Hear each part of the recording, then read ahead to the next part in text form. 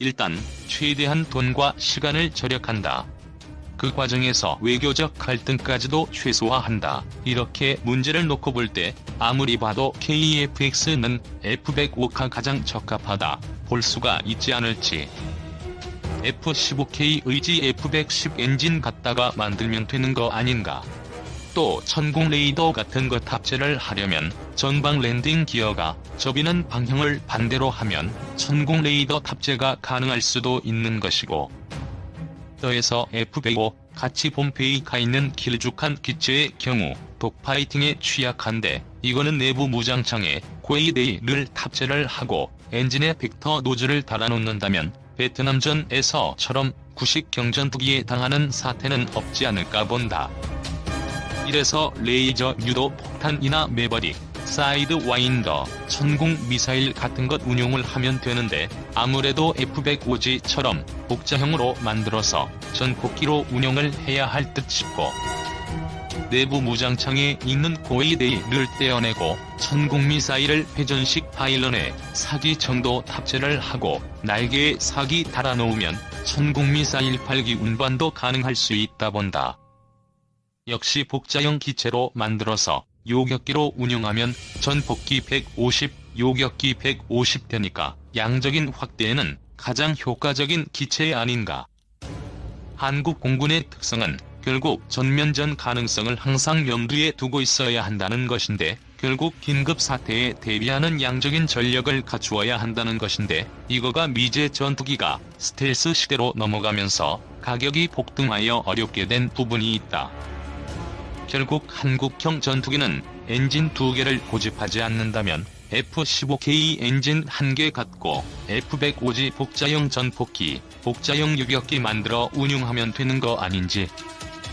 내부 무장창 있는 F-110 엔진 쌍발기는 F-22와 겹치고 내부 무장창 있는 F-414 엔진은 F-35와 경쟁하게 된다 볼 수가 있다.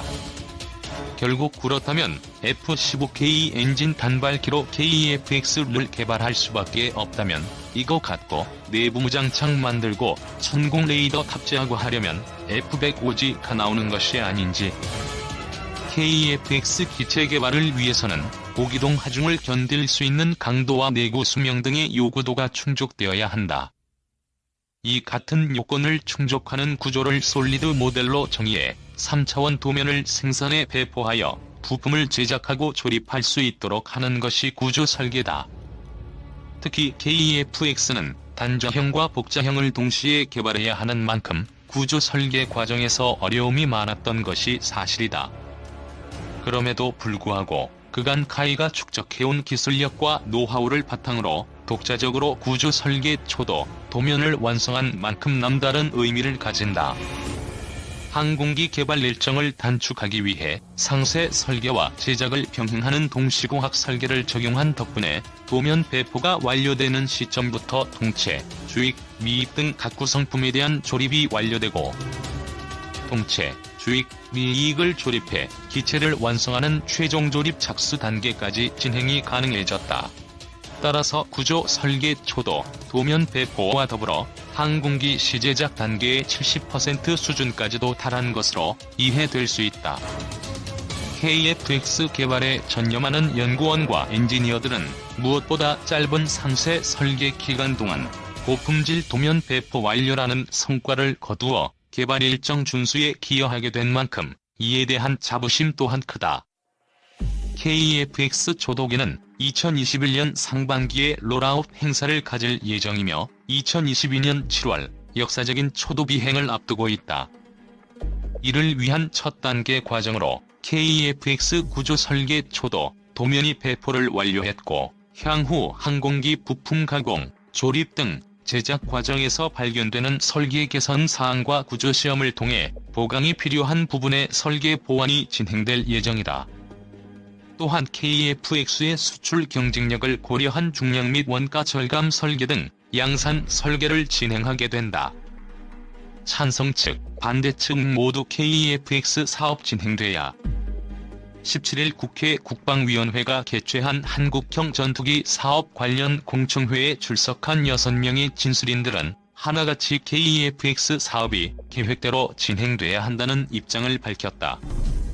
찬성 측 3명뿐 아니라 반대 측 진술인들도 사업의 필요성에 공감했다는 점이 특징적이다. 반대 측 진술인들은 다만 위험 요소를 최소화할 대책 마련을 촉구했다. 골든 이글 공학연구소 전영훈 소장은 국산 경공격기 FA-50을 개조해 우선 전력 공백을 막을 것을 제안했다.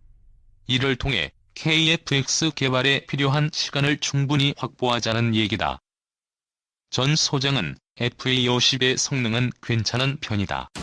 다만 T-50 훈련기의 파생기여서 항속거리나 무장 능력 취약한데 이를 보완하면 된다며 동체 길이를 늘리고 복자를 단자로 개조하고 엔진 추력을 보강하면 스웨덴의 그리펜 NG급 전투기가 된다고 말했다. 그는 FA-50의 개조 개발에 7년 정도 시간이 걸린다. 이게 골든타임이라며 이 기간 KFX의 부품, 무장, 핵심 기술을 개발하면 지금의 난관을 극복할 수 있다고 말했다. 충남대 이희우 종합군수체계 연구소장도 조기 전력화의 필요성을 강조했다. 그는 일단은 외국산 AESA 레이더를 구매해 전투기 양산에 들어가는 게 필요하다고 말했다.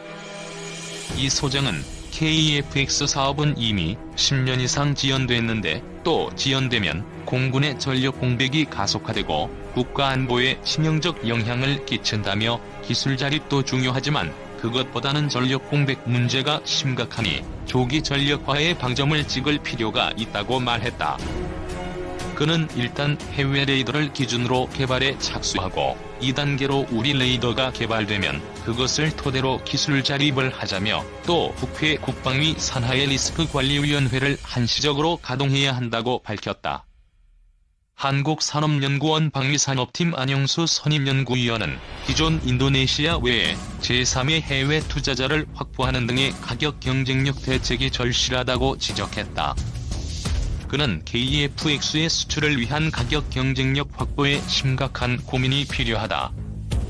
미국 F-35 전투기 양산 단가가 7,500만 달러인데 보람에는 8,500만 달러가량 될 것이라며 KEFX는 쌍발 엔진에 의한 가격 상승, 운영, 유지비와 유류비 부담 증가 등이 예상된다고 말했다.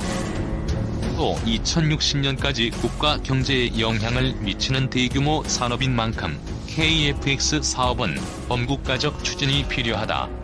지금 제기된 문제점은 사업을 진행하면서 검토해도 될 것이라며 사업 성공을 위해 제3의 해외 파트너 참여나 미국 로키드 마틴의 역할 기여도를 높이는 방안도 필요하다고 밝혔다. 찬성 측 진술인인 국방과학연구소 이범석 3본부위 부장, 항공안전기술원 이경태 원장, 한양대 기계공학부 조진수 교수 등도 각자 의견을 개진했다. 이 부장은 과거 개발 사례와 경험을 바탕으로 국가연과 업체의 모든 역량을 집중한다면 핵심 장비의 국내 개발 및 체계 통합이 가능할 것이라고 자신했고, 이 원장은 4대 핵심 장비 체계 개발에 본격 진입할 수 있는 태세가 갖춰졌다. 국가 역량을 결집해 본격 도전해야 한다고 주장했다. 조 교수는 절대로 수출 못할 것이라던 T-50 훈련기도 수출하고 있다. R&D 기술 발달로 10년 전과 비교하면 지금은 개발 기간이 3분의 1로 줄었고 앞으로는 더 가속화할 것이라며 국내 기술력을 확신했다.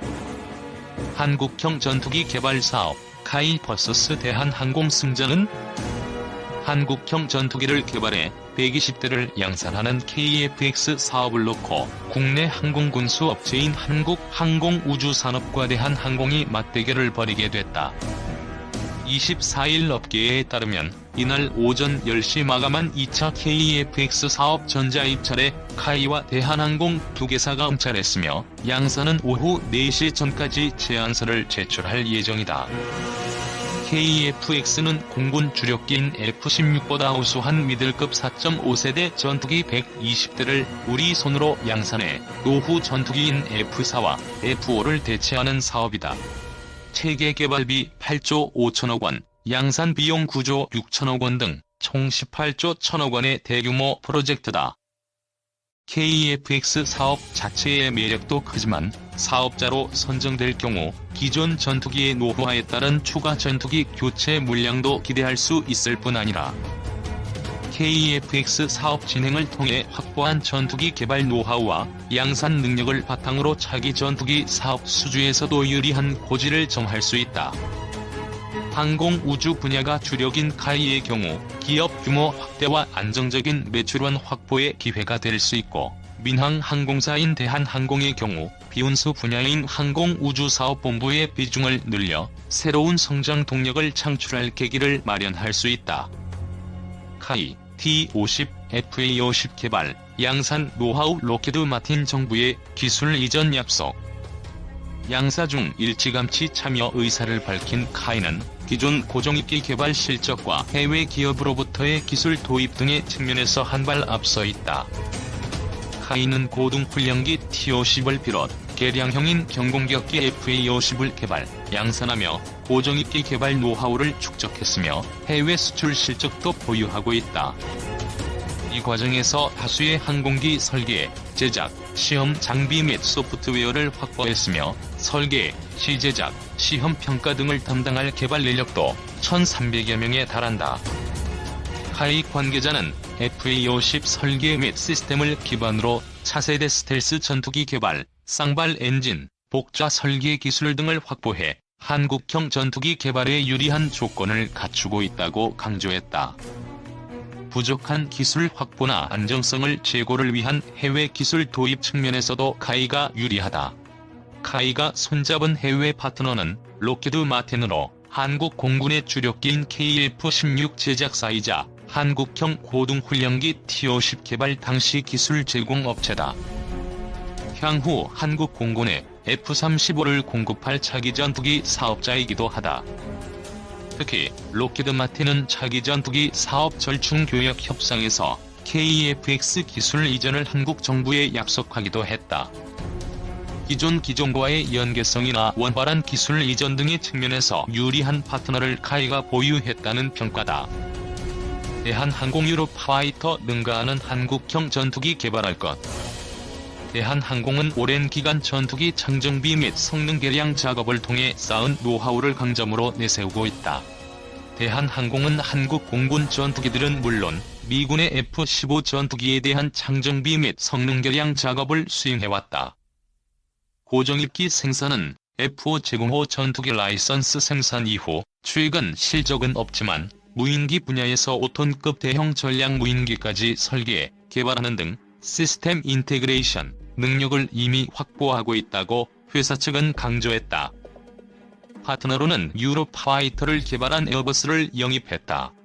에어버스는 우리 군이 원하는 조건을 갖춘 최신의 쌍발 전투기 유럽 파이터를 개발해 다목적 선미입 삼각이, 탁월한 고속 선회기동성, 압도적인 무장 능력과 우월한 항공전자전 능력 등 최첨단 기술을 보유하고 있는 만큼 KEFX 사업에 필요한 기술들을 충분히 확보할 수 있다는 설명이다.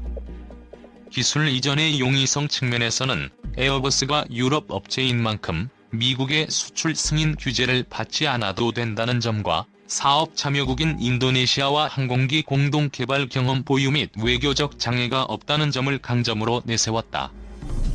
대한항공 관계자는 이번 KEFX 입찰에서 우리 군이 요구하는 성능 이상의 최신의 전투기를 전력화 일정 내에 개발함은 물론 자주적 성능 개량 능력 확보, 첨단 신형 엔진 제시, 전자식 리더 및 전자전장비 등 최신 항공전자 국산화 등을 포함해 이번 사업을 위한 최상의 솔루션을 제안했다고 밝혔다. 또한 에어버스와 협력을 통해 유로파이터를 능가하는 한국형 고유 브랜드의 전투기를 개발해 타국의 규제나 승인에 관계없이 독자적인 기술로 성능을 개량하고 해외 시장에서 글로벌 경쟁력을 갖추겠다고 강조했다.